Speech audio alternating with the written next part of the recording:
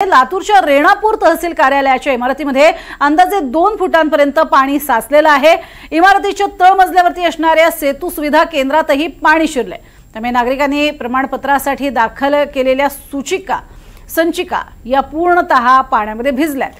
अनेक दस्तऐवजांचे गठ्ठे सुद्धा भिजून गेलेले आहेत आणि त्यामुळे अर्थातच आता या सरकारी कार्यालयांमध्येच हे गठ्ठे भिजल्याने सर्वसामान्य नागरिकांची डोकेदुखी वाढली आहे।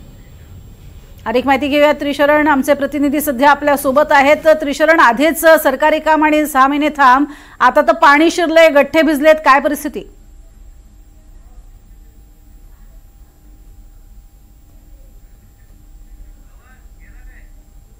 पाण्याखाली गेलेली आहेत। रेणापूर तालुक्यातली शेकडो हेक्टर शेती जी आहे ती पाण्याखाली असताना आता ज्या रेणापूर तालुक्याचा कारभार ज्या इमारतीमधून हाकला जातो ती रेणापूरची तहसील प्रशासकीय कार्यालयाची इमारत जी आहे ती आता पाण्याखाली गेल्याचं चित्र पाहायला मिळतं आहे।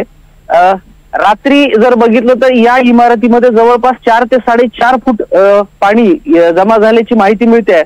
मात्र आता सकाळच्या दरम्यान कालच्या 18 तासांपासून जो पाऊस थांबलेला आहे आणि त्या थांबलेल्या पावसामुळे आता ते पाणी ओसरून जवळपास 2 फुटापर्यंत पाणी आता सुद्धा त्या इमारतीमध्ये असल्याचं चित्र आपल्याला पाहायला मिळत आहे। आणि या इमारतीच्या तळमजल्यावर असलेली जी सगळी कार्यालय आहेत त्याच्यामध्ये असलेलं महत्वाचं कार्यालय जे आहे ते सेतू सुविधा केंद्राचं कार्यालय आहे, ज्याच्यामध्ये सगळ्या नागरिकांना प्रमाणपत्रासाठी ज्या संचिका दाखल कराव्या लागतात, त्यांच्याकडून जे पुरावे आहेत हे पुरावे जे दाखल करावे लागतात, हे पुरावे दाखल केलेल्या सगळ्या संचिका ज्या आहेत त्या आता पाण्याखाली आहेत।